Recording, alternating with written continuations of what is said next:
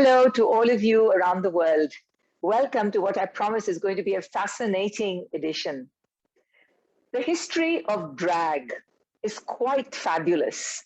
It has theatrical origins, and it is said that when women were not permitted to play female roles on stage, for example, during Shakespearean dramas in the 16th, 17th centuries, what happened was men took on those roles. And the word drag itself came from those long female costumes that the men who were playing women would drag across the stage.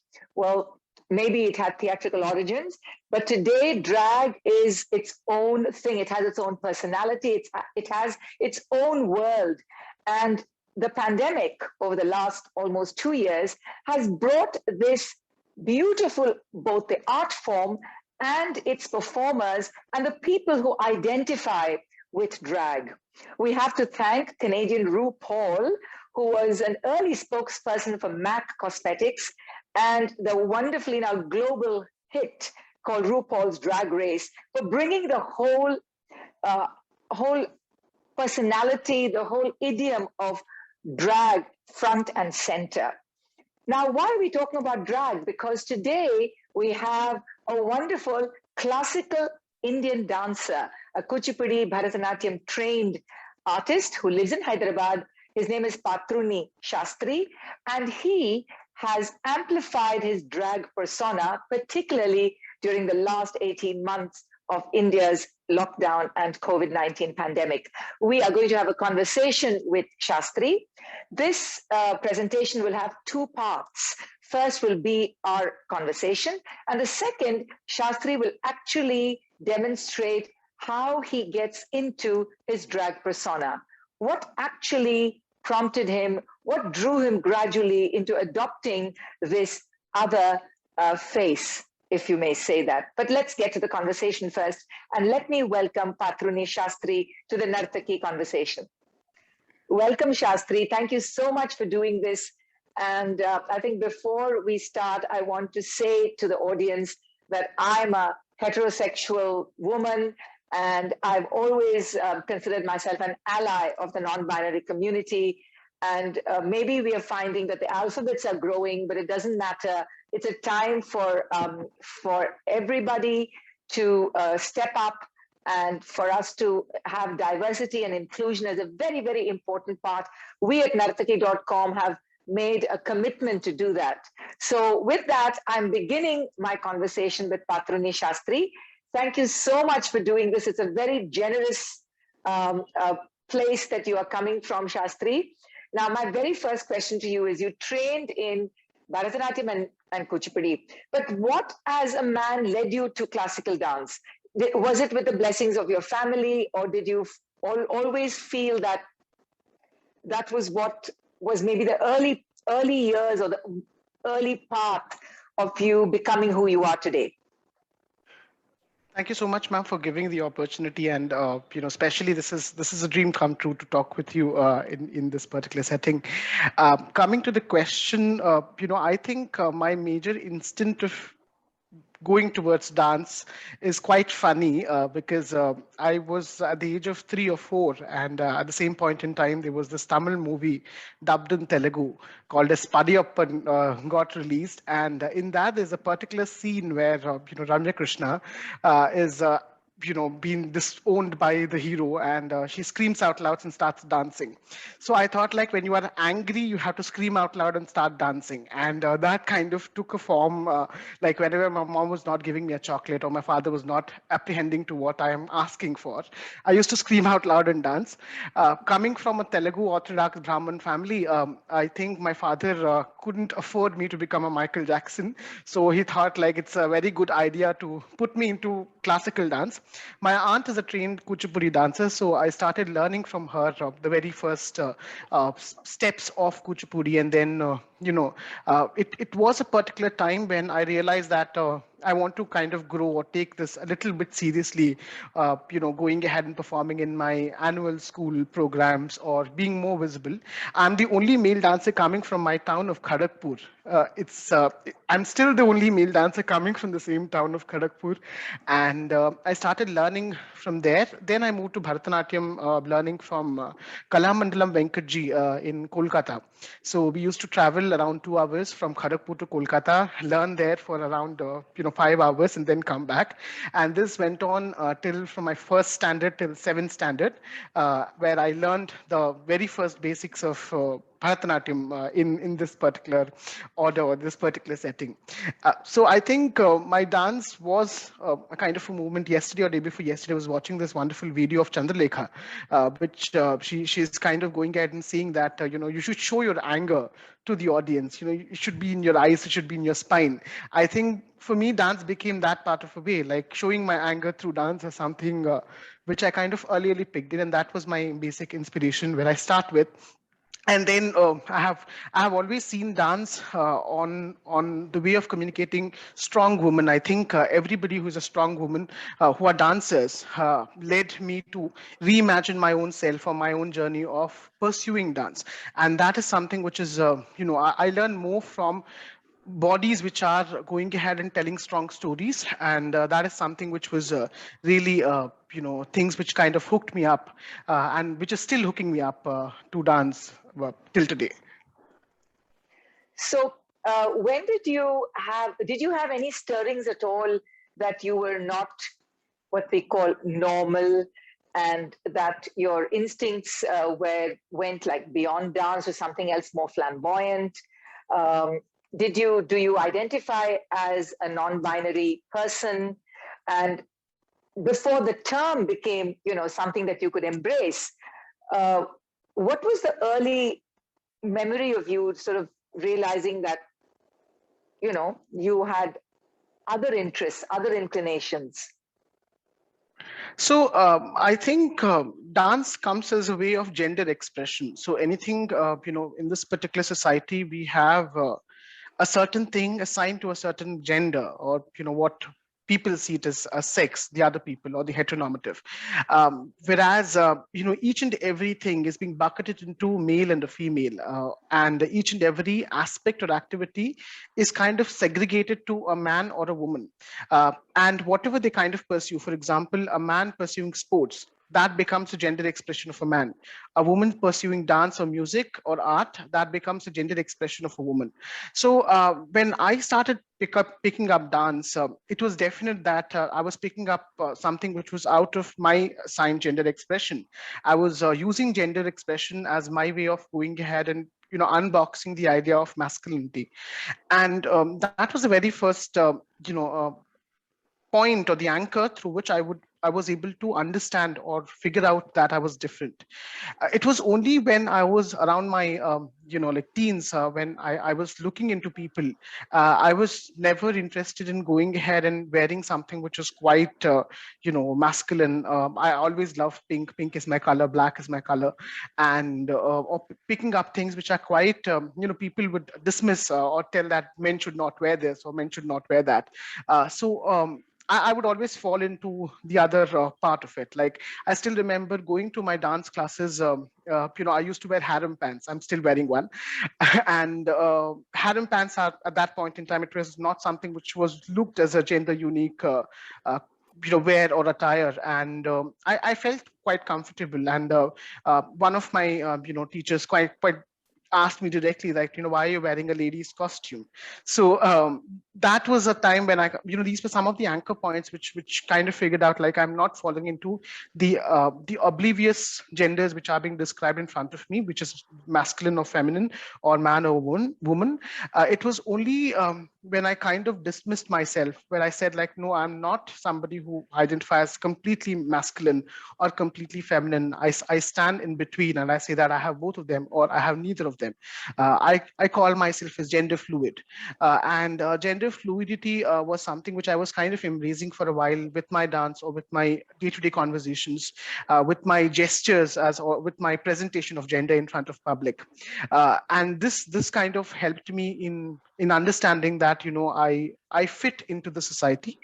And this gave me a kind of a power of being myself when I'm in front of the audience. So people can easily kind of understand, okay, this person is a man, heterosexual man, and this person is a heterosexual woman, and this person, okay, they might be somebody who is gender fluid. That word kind of helped people kind of identify me or put me into something which they can describe in their own sentences. So that was the very first initial identification of me. I identified as gender fluid. But as and when I grew up, or as and when, like from 20, when I turned 21 years, and then seeing or kind of using art or learning art or kind of talking about art and seeing the people who are around me, I think the word gender fluid was quite used in a far more different context, like gender fluid fashion, gender fluid music, gender fluid dance. Everything came up at once, and somehow I thought like gender fluid, the word gender fluid was not something which was more of an identity but more of a style, and that's when I kind of started coming back out of that identification. And then I kind of realized that no, I prefer to be called as non-binary, because I don't fit into any of the binaries. I have both the binaries, but I also don't have any of the binaries. So I think this is the better identification for my own self. And since then, I started calling my gender identity as non-binary. Okay. Now, when you say gender fluid, and you have to forgive me if I'm going to be triggering something that is not appropriate, but when you say gender fluid, would it be would that be bisexual? Would it mean that you would be attracted to both men and women? So there are actually two aspects of gender and sexuality. So I can quickly uh, kind of define them. A sexuality is something where I want to have a sexual or physical intercourse with somebody, Right. whereas a gender is something which we self-identify as. So Okay. where I want to be seen as somebody or some particular gender. Now, what exactly happens is like we never have these communications majorly about sexual as well as gender orientations. So these are again two different branches, again coming from the entire spectrum of queerness or queer theory. Okay. Gender identities are again non-binary, gender fluid, cisgender. These are some of the terms which are used in the gender binary spectrum, gender spectrum, whereas in sexuality, it's like lesbian, gay, bisexual, and transgender. So trans again is something which falls under both the umbrellas, because transgender people, people who are having sexual intercourse with trans are called as transsexuals, which is not a correct word as of this point in time. They use the same word called as transgenders in both the spectrums. So how we identify as, or how we want to present ourselves into the society is gender orientation, and to whom I need to go ahead and have my physical intimacy is something which comes into the sexuality. So I think gender fluidity is a gender orientation, whereas bisexuality or pansexuality is something which is within the sexual spectrum, which talks about the sexual preferences of each and every person. So thank you for that, Shastri. You did share with me that you have now got married, and you're married to a woman who is heterosexual, right? Now, what was the decision to get married, and was she fully aware that you have this other persona through drag? You have an entire drag persona. Was she aware of this other creative expression of yours? Yes. So majorly, I've been dating around multiple genders, but usually what happens is like a pansexual person are not polyamorous. That's a different story altogether. Okay. But pansexuals are somebody who get attracted to each and every kind of gender. When I started, since my 18 years of age, I was a survivor of child abuse, and then went ahead with exploring my sexuality and gender identity. I never felt a kind of an emotional or what we call it is love with a man, or with somebody who was of a same gender.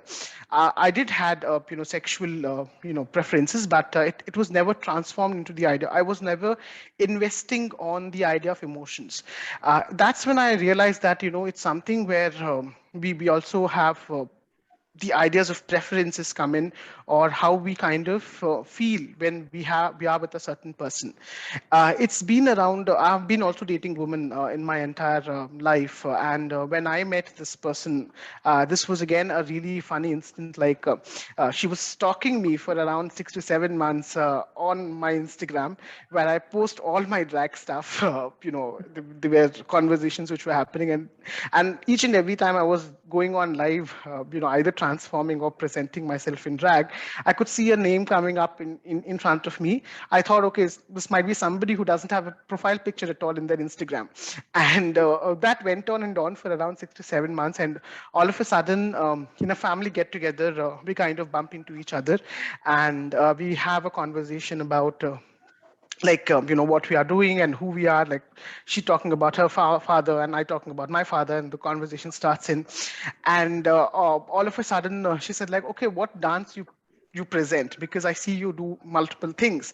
What is it called? What is it titled as? Like, what is the aspect of it?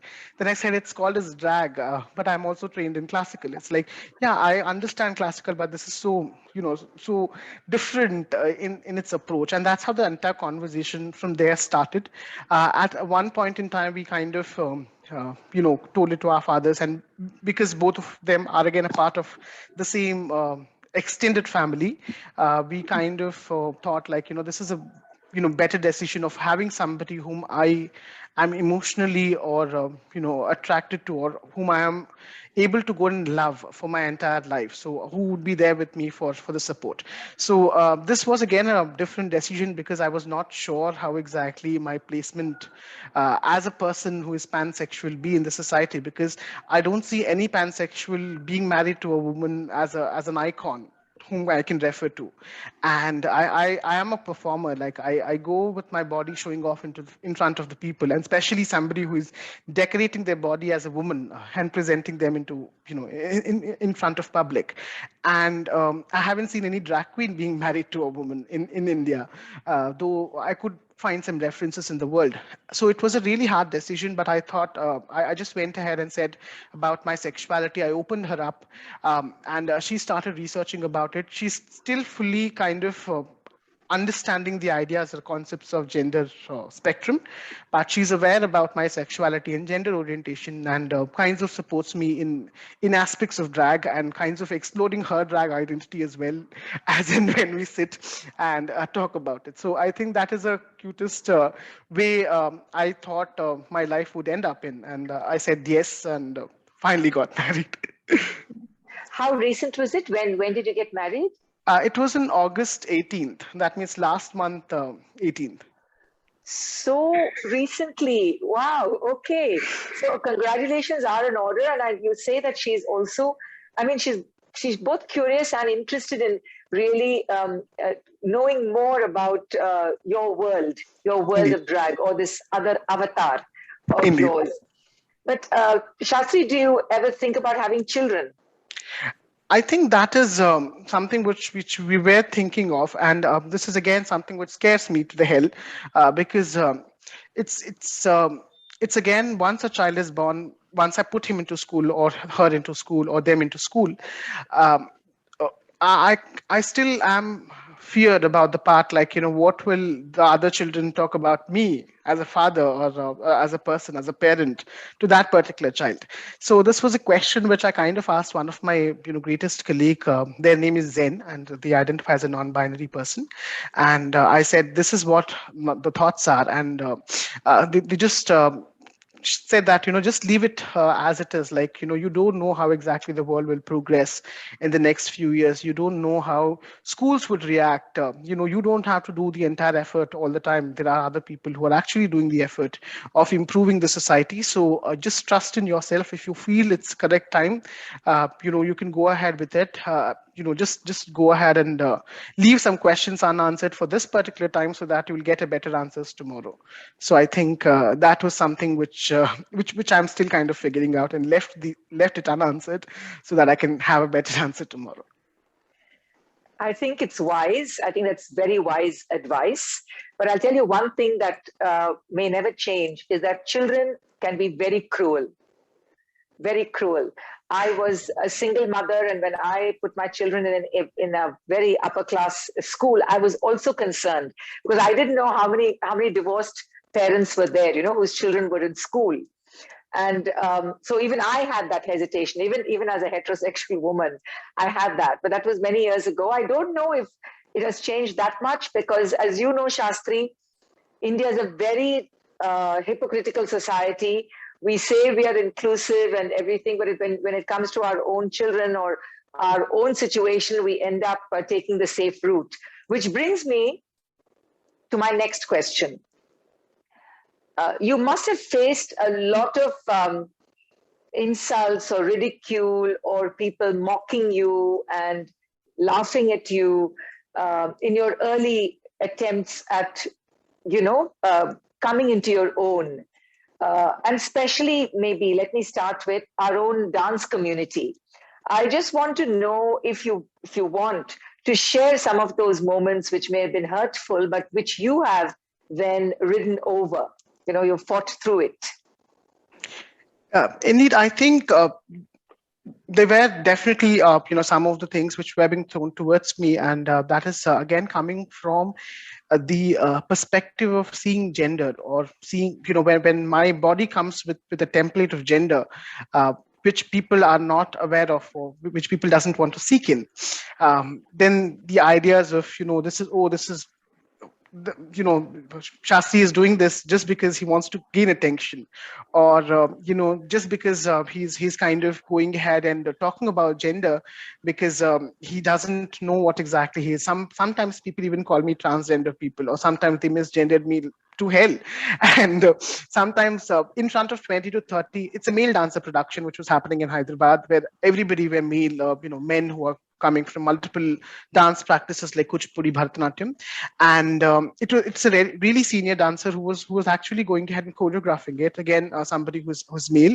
I walk into the corridor with a harem pant and the kurta, which is usually my dance costume when I practice, and all of a sudden everybody starts laughing, telling that, oh, this is are you coming from a woman's garment shop, or are you a eunuch coming into a classroom? So those are some of the words which are being thrown at us, and people also see that because of me presenting my gender in front of people, because of me associating with the idea of dance in the very first place, especially from classical dance, I am representing the male dancers in a far more lower vision. Like I'm kind of using my gender card to show that male dancers are having not having the amount of masculinity which the society has. So those are some of the things which are being thrown time and again.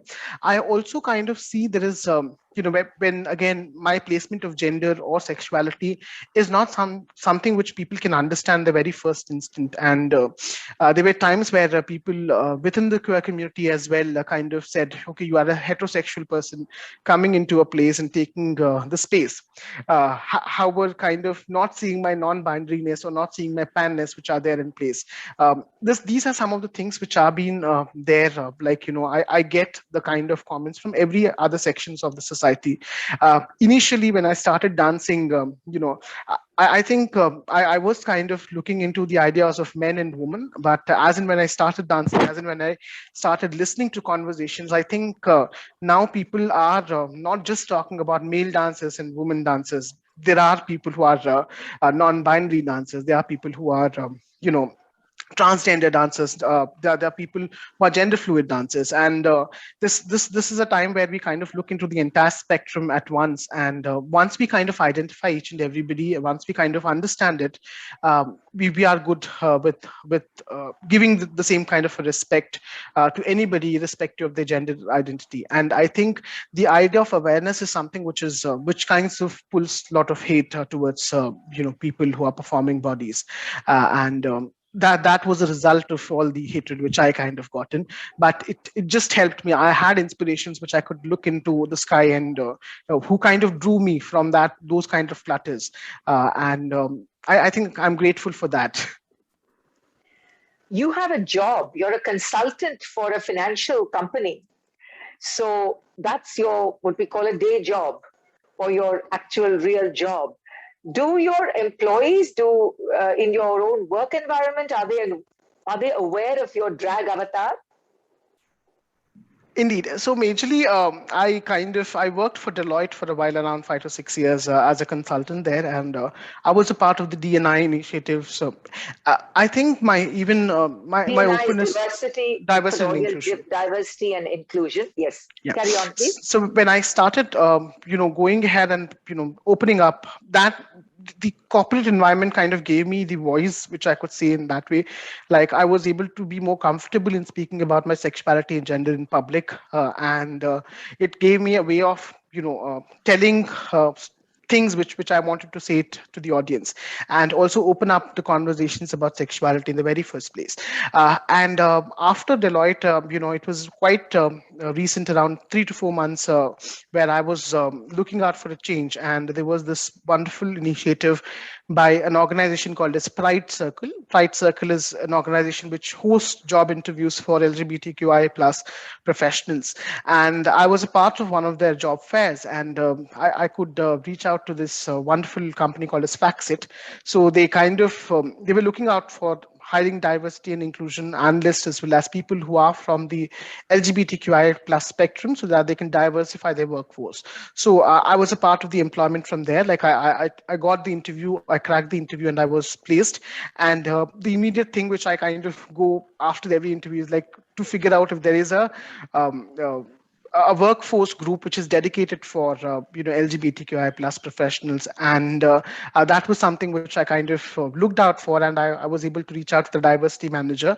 And right now, Faxit is looking at a space where they want to create a BRG, or a resource group specific for the LGBTQI folks in India and Asia Pacific. So I'm a part of the conversations where we are kind of diversifying the workforce within my own company.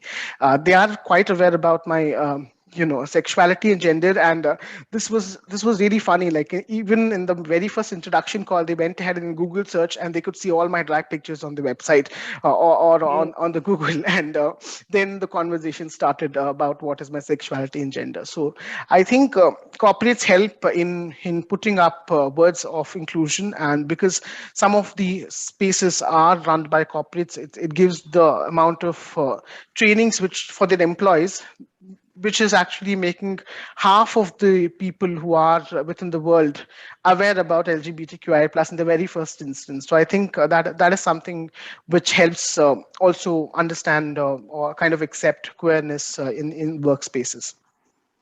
I think conversations have become louder and I think more necessary, not just in the corporate world. I think we're also talking in sports. We're talking about even in the defense and armed forces.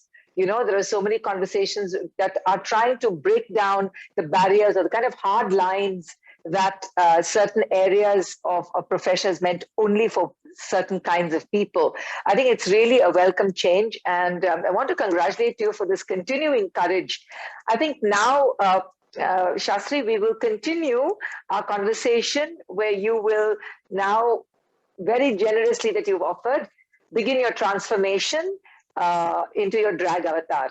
So majorly, the reason why I use a stocking is my style of drag is called as Trianal Drag. It's like transforming. Tranimal. Yeah, Tranimal as in transforming is animal. This is again something which kind of disqualifies the idea of humanness. So as in when I kind of put a mask, I want to create an image which is non-human or kind of something which is alienated. It also kind of brings in the idea of postmodern approach to drag, where we are transforming ourselves with things which are non-human in its very own sense, and this kinds of hides my gender in the very first place. Like once I put a stocking on, my mustache and other things kind of disappear when the image which I'm kind of creating is not something which can be again boxed into a man or a woman. So that is the perspective of the Trianal Drag. So Trianal Drag was a counterpart for counterattack, if I could say, for the idea of the beautification of drag. Like RuPaul was doing their RuPaul's Drag Race, whereas a counterculture started where people said, okay, drag is not just being beautiful but also being disgustful, something which we kind of commonly here in Bhutto as well. And I think that is how the stocking kinds of becomes the initial layer of the skin. And usually the makeup is quite simple. Like once we have the stocking on, what I would do is I would kind of take out these parts, which are my major parts, like the eyes as well as the mouth, and I will just go ahead and filter a kind of color these parts only, whereas on I will do a base for the entire other parts of my drag makeover. And this is sometimes highly risky, so if any children are doing it, please have a parental guide next to them. Yes, please do not try this by yourself. Please, we are just watching the transformation of Sastry from a corporate executive Kuchipudi Bharatanatyam dancer into his drag persona, what he says, tranimal, and anti-beauty, disgustful as opposed to beautiful. So these are all reactions and counter reactions to the whole idea of beauty even. So, okay, so you've cut out your eyes and your mouth area after the stocking. Okay. And if it's one is up and one is down, that's completely fine, because anyways, aliens have multiple eyes, which one is big and one is small. So yeah, this is my base. Now I will quickly go ahead and apply some foundation. I'm just using the foundation on the brush itself so that kinds of doesn't leave much in the gap.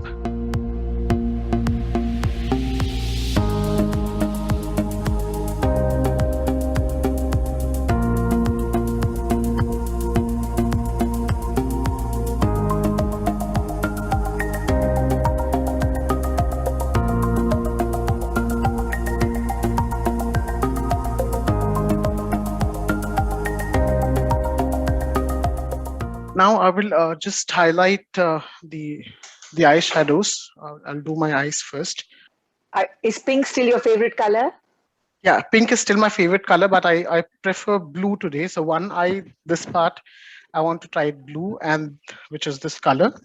And the other part is something which I will pick, which is a lighter shade of red. This one.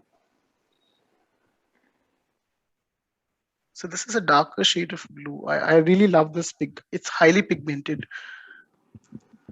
Is that a Krylon palette? No, ma'am. It's an Urban Mac. Urban Mac. Okay. Yeah. They've got lovely colors. Yeah. And there is no no makeup rules applied over here. The reason is we are breaking all the rules. Okay, so you're going for a dramatic impact. So you're choosing all the bright colors. So that blue that you chose, you could also do it pink one day, depending on what you want. Indeed. Pink or red or orange. Okay. Indeed. Will both eyes have to be the same?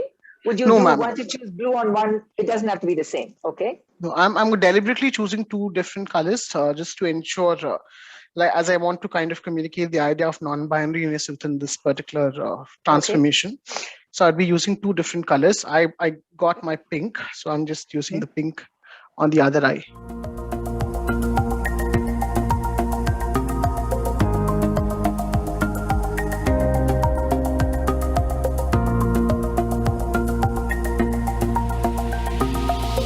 So usual drag has a lot of eyes and then the contour, the nose contour as well as the highlights. Whereas Tranimal, we don't need that much of an effort of putting in. I know a lot of drag. I mean, I would say the more classic RuPaul generation of drag queens also had a lot of cosmetic surgery and all that done to them, right? Because they ultimately wanted to look glamorous like fashion models and walk the ramp in a sense. Indeed, so what do you think of the series Pose? It's become like such a hit. Indeed, I think the very best part of Pose is it's not highly altered. It's just giving us the history as it's been happening. Like I think Pose was a kind of a path breaker, especially for the young kids who doesn't have that much of understanding about the entire liberation or gay liberation movement which happened, and especially for giving history of Black, trans, and non-binary people who were there, who were kind of leading the entire queer liberation movement in the West. However, I also think that pose is something which talks about the entire form of the drag in a far more different level than that of RuPaul, because in Pose we see the entire history and prehistory of drag and how exactly it's interlined with the people who are from the trans as well as the other communities, Black and Latino communities, and how ballrooms kind of evolved in. And yeah, it was really I still remember, like, I was binge watching all the three. And yesterday night, I was just, we were in the second or the third episode of season 2 when I and my partner, both of us, were watching it and kind of discussing, and I giving her the information about how exactly the entire drag culture started. I really love this character in Pose, which is Electra Abundance. I think that character is majorly how a normal drag queen would behave, the entire amount of shade. And so, as you're putting on your makeup, can you tell us about what a drag mother does? I mean, what is the role of a drag mother, and who is your drag mother? So, I majorly drag mother is just like our dance gurus or gurus majorly, where who would go ahead and initiate somebody into the idea of drag in the very first place. And I think my drag, I don't have a direct drag mother. However, I seek inspiration from multiple people who are performing drag. One of the greatest person whom I kind of admire as well as seek inspiration. They don't call themselves as a drag artist, but they are again a living monument in themselves. Their name is Daniel Lismore. They are based out in UK, London, and they live as a living sculpture. And they were the ones who kind of started the entire ultra fashion or anti-art fashion. And that is somebody they are somebody whom I kind of admire and seek inspiration for my drag. And the entire Trianal art movement, which is again by Augustine Young. They are a photographer as well as a drag artist from LA. So they are other person whom I kind of admire. When it comes to India, I seek again inspirations from a lot of drag sisters. Again, drag sisters are somebody who perform drag on a, everybody who's performing, co-performing, or kind of co-helping each other. So we call them as drag sisters. So I have really good amount of drag sisters who support me. Some of them are Maya, the drag queen from Bangalore. I have Miss Behenji, who is again from Mumbai, and a lot of other pool of drag sisters who kind of helped me or kind of helped me in transforming, really looking into the idea of drag. So your Instagram handle is SAS3 Dancing Feet. So tell me what is that about? So my major, I wanted to use my last name, which is again, sometimes people call it as quite caustic, because it definitely kinds of highlights my placement as a caste, my placement of caste in public. However, I didn't want to use the word Shastri again, because it kinds of provokes or kinds of triggers a lot of caste-based situations in public. I wanted to reclaim it or kind of re-bring the ownness of that particular name without having any kind of visible caste word over there. So I thought, what if I can use it as Shastri SAS number 3? Now the SAS, the first 3 letters, again, something which is coming out from my drag name, which is Suffocated Art Specimen, because I suffocate myself in the process of drag. And art specimen is something because art is something which I wanted to, kind of sell it as a specimen and not as a piece of specimen. Like each and every part of my drag is again a different specimen altogether, a part of a museum. So I thought of using that particular abbreviation as my Instagram handle. So what is that you're putting on your forehead? It's like a chocolate brown? Yeah, it's a Krylon palette. I'm just using a contour brown, which just to give this particular space a little more darker shade. And now I'll just put some highlights on top of this. SAS, so that's Shastri. suffocated art specimen. And my God, you're going against the whole idea of beauty, liberation. I mean, things that art is supposed to be, right? Indeed, Beauty, ma'am. liberation. You're working against all those stereotypical uh, words, and even the whole, you're going anti-beauty in a sense, the whole aesthetic of conventional beauty. So tell me, is it okay if people sometimes get a bit repulsed by your look, or the rasa bhibatsa sometimes becomes like an initial reaction before they come to understand? Indeed, ma'am. I think my intent is to make them or kind of give them bhibatsa in the very first place. So if somebody is coming when I'm dressing like this, and somebody comes and says, "Oh, you look so beautiful," that means they're telling a huge lie in front of my eyes. Having said that, I think the idea of repulsiveness is something which is a deliberate way of me giving it to the audience, and I want them to be repulsive so that they can understand the aspect or the intent behind my very first approach of why am I doing this art. So yeah, I think that is something which I'm kind of selling it up front, or telling them to be repulsive as and when they kind of see me in the very first place.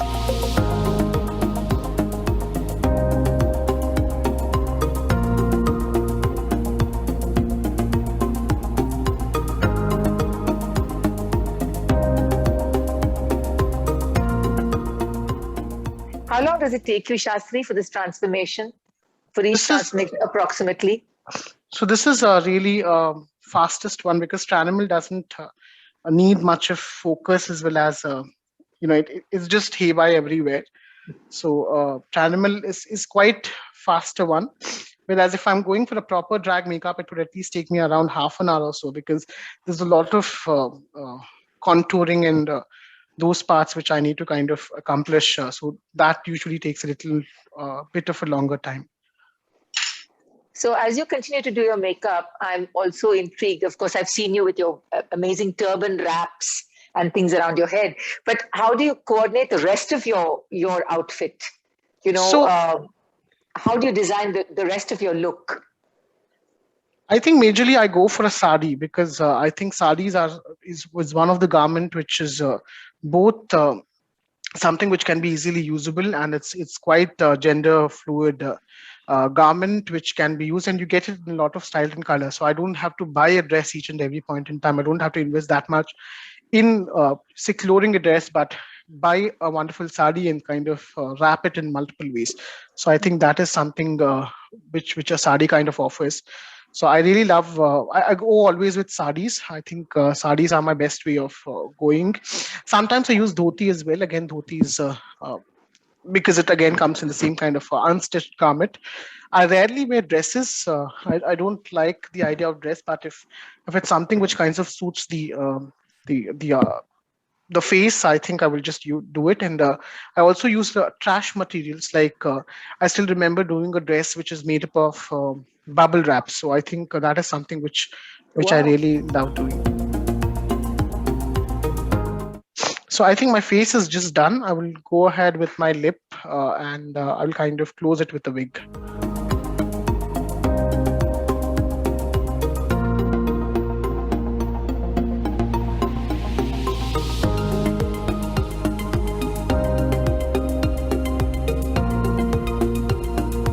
I'll just put a little bit of highlighter on my above the lip, so that it kinds of distinguishes between it kinds of highlights this particular part.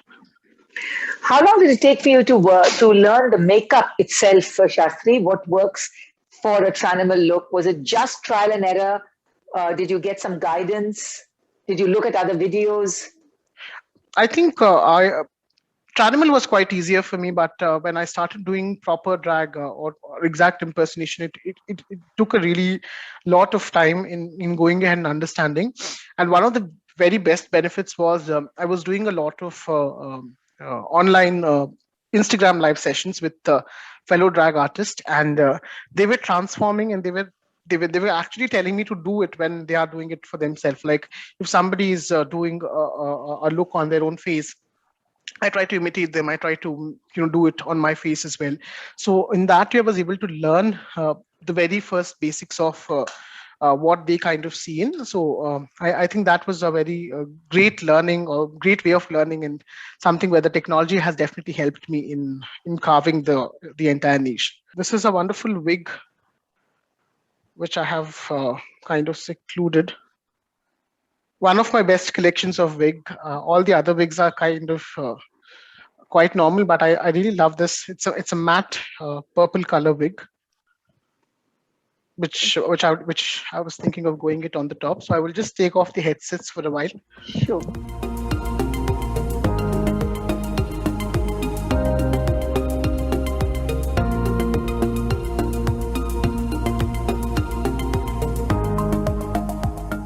So with this purple wig and your sort of Trianal look for this session, you sort of completed the top part.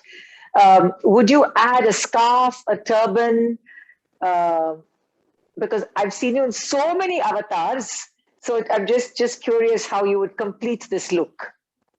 So I think the finishing touch is the glitter, because nobody is a drag queen without a glitter. So Okay. I will just glitter all my other part of the face, which is this part, with something which is even dark yellow. And I will just quickly go ahead and wear something. It's a purplish sari which I have. So I just added it's an apple print sari. So it has a lot of apple prints on top of it. And then this is a Corona scarf, which I call it, because it has the Corona kind of palette. It's a really woolen shawl. It's a scarf. And then I added with a little bit of glasses. You might wonder, why am I putting a glass? Just because I have done an eye makeup.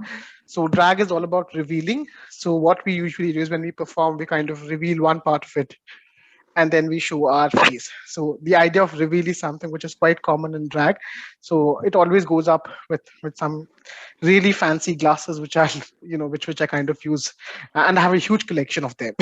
So that is how the entire look kinds of comes up as. How do you use your classical dance training, Sastry? I mean, when you say you perform, obviously you are moving, you are dancing and dancing. So do you sometimes reference mudras? Do you sometimes reference something from a classical dance background? What is the style of performance that you use? I think majorly it gives me the idea of being earthly. So I never perform drag with slippers on. So Okay. I always because of the classical training, I kind of, it helps me in bringing my own self to the stage, and I can never imagine myself performing, which eventually was something because of which I got hurt, because I was performing in a pub environment. I was performing drag, and all of a sudden there was a glass which was broken. I stamped on it, and I kind of derained my legs, but still I can't do it. I can't wear a shoe and perform. So and I bring my ideas of classical dance majorly in showing certain things, like if I'm doing a fusion work, if it's in music, if I want to communicate something like gender or sexuality within my performance, that's when I kind of use the reference. And body movements are something, I think I imagine my drag performance within the palette or within the canvas of classical dance. Like I could see that the formations or the idea of where I'm placing my body on stage is something which comes from the practice of classical dance. I also kind of sometimes refer, like it helps me. Like there was one particular series which I've recently done talking about the Ashtanavika or Ashtanayika, which is again, what if the Ashtanayikas are non-binary selves kind of exploring the gender. So that was one of the aspect which I bought from the textbooks of Natya Shastra too, and kind of replicated it with the idea of drag. So I think those are some of the minute works which I kind of bring in, and it helps me balance the idea of art and what I'm presenting. Sometimes I sing, which is again sometimes going too classical or sometimes going too folk, and these are some of the references which I kind of do it when I'm performing. Thank you so much, Sastry. It's been, I'm telling you, a fascinating conversation. For all of you watching, I'm urging you to go and Google and just read the history of drag, but also to follow Sastry on his Instagram handle at SAS3 Dancing Feet. And now you know what SAS stands for. I hope you know what Tranimal now represents, and how it goes as a completely individual assertion as part of a movement that was not about just drag queens becoming more beautiful and the whole idea of beauty. It's anti-beauty. So he is fine with attracting Bhibatsa, but most of all, it's been a very, very eye-opening conversation for me. Thank you so much, Sastry. Is there anything else as final words you would like to say to our audience? Indeed, thank you so much, ma'am, for giving me the opportunity. And you have been an anchor point for me since my very young, 5 years of age, person who was watching your videos of Invesh Multimedia, the very first 5 set of performances which you have done, the Ambika Pallavi and a lot of items which I kind of looked in and which kind of seek me, and then the Million Sitas, which grew up myself, or grew up the idea, or instilled the idea of being oneself truly. And I think this conversation is definitely something which I kind of cherish, in one of the very best conversations which I ever had. And I think the only message which I have is, like, it's really important to be our own self, and understanding that everybody is different, accepting everybody is different, and seeking that let's embrace the idea of difference, because once we embrace the idea of difference, we can ensure that we're making a safe space for everybody who is there around us, and also ensuring that the diversity and inclusion is a matter within our household, within our corporates, within our schools, within our dance class, within our spaces where we go ahead and talk. And that is something which is a really need of an hour in this particular world. That's it. Thank you. Wow, that was absolutely fascinating. Thank you so much, Sastry. This has been an eye-opener, not just for me, but I'm sure for the audience watching and listening to you. You've been most generous, very brave. And I want to reiterate that myself, especially, and my team at Narthaki.com are committed to diversity and inclusion. I think the arts have been one of the most giving of spaces where people could, from all parts and all kinds of sexual identity, could assert themselves. I think we should be very proud that we are in this arts and in the arts sphere. So thank you once again for this fascinating journey. And thank you all for joining us on this edition of Narthaki Conversations.